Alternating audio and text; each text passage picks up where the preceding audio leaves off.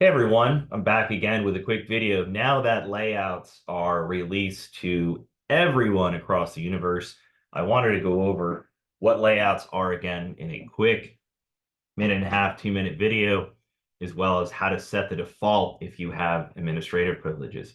So layouts give the ability to change the fields within inside of a record: investor, tenant, agent, vendor, personal, sales comp, lease comp, space, property, project, company.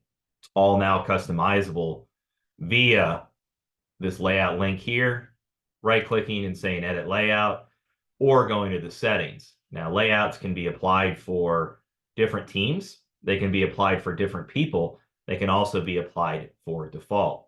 So instead of having my view with all the information that I want here, which is great to be able to track all the information for someone else on my team, I love the color blue. I want to be able to see just my client profile. Now I can have my client profile. Once you load your profile, that will be your default when you log into the system. However, if you're making a layout for one of your teams or your company and you want to set this one as default, I always recommend that you create the layout not off the default. What does that mean, Matt? Well, I have in here and says investors client profile, team everyone active. That is my active layout that I have created myself. Investors, investor existing user layout. This one is set as default. So instead of editing the default one, I made a new one by creating add new layout. I decided I wanted to go to investor, and then I went off the company default, which is the real next company default. I named it client profile. Once I did, then I was able to change and edit the field any way I wanted. That way, I'm not messing with the base layer that we give you from the factory stock, whatever you'd like to call that. However, what you can do once you get this client profile the way you want it, now you can come over here and you can say layout visibility, and you can click on it. Set this as default layout for everyone. No problem. Maybe I just want to make this visible to a team. You can set this and make this visible to a team.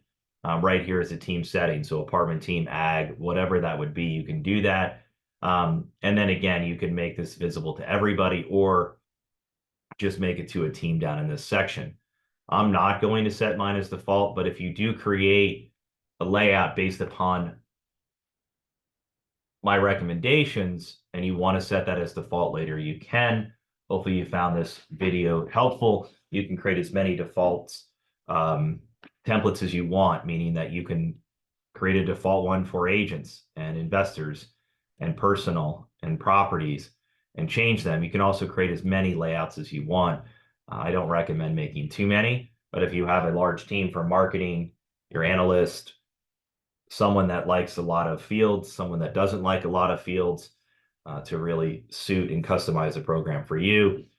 You can also copy it. So if you want to duplicate it and then change it for somebody else. So if you have like a base layer you like, that's not what we've given you, but you want to give that to somebody else to have them start up and then change that, you can copy that as well.